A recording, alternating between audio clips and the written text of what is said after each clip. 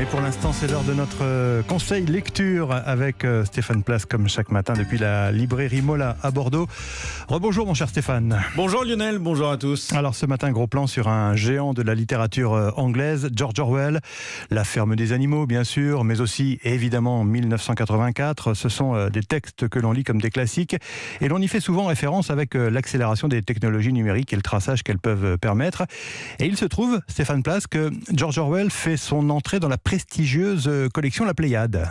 Il en va de la Pléiade comme de certains grands vins paroles de Bordelais. L'objet, aussi joli et coûteux soit-il, n'est pas fait pour prendre la poussière sur une étagère et pour épater la galerie. Alors si le premier est destiné à être partagé et bu, le second, que l'on soit clair, est fait pour être lu. La reliure pleine peau, le papier délicat des pages, tout ça ne doit pas nous effrayer, c'est du solide.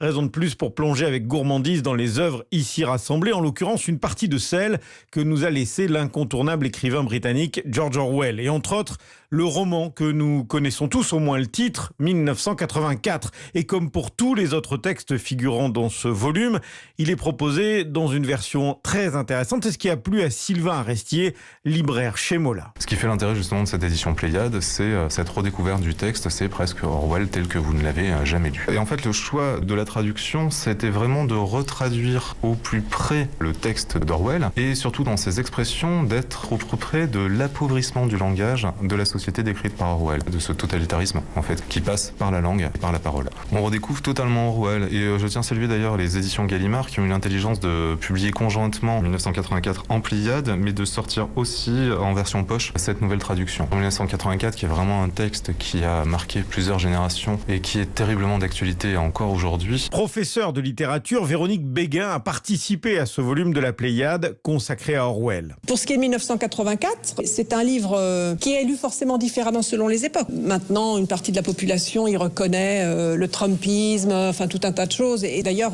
la raison pour laquelle il y a eu autant de médiatisation autour du nom d'Orwell depuis quelques années, c'est en fait absolument lié. D'ailleurs, on le voit dans les chiffres de vente de 1984 aux États-Unis, c'est lié à l'accession de Trump au pouvoir. Ça a expliqué effectivement de nombreuses réimpressions et des ventes colossales du livre. Donc il y a ce genre de lecture qui peut être faite. C'est un roman qui va peindre le risque des idéaux quand ils sont incarnés dans des systèmes politiques qui ne laissent plus aucune place à l'individu, à l'expression individuelle, à la pensée, à l'imagination, etc. De ce point de vue-là, c'est sans doute un livre qui est sans époque. Dans ce volume de la Pléiade, et c'est donc parfait pour ne pas manquer de lecture pendant ses vacances en embarquant un seul livre, c'est le petit côté pratique, sont rassemblés 1984 dans la Dèche à Paris et à Londres, en Birmanie, Wigan Pier au bout du chemin, hommage à la Catalogne et bien sûr la ferme des animaux. Votre conseil lecture tous les jours, Stéphane Place sur Europe 1, c'est avec la librairie Mola à Bordeaux et bien sûr on vous retrouve demain à la même heure.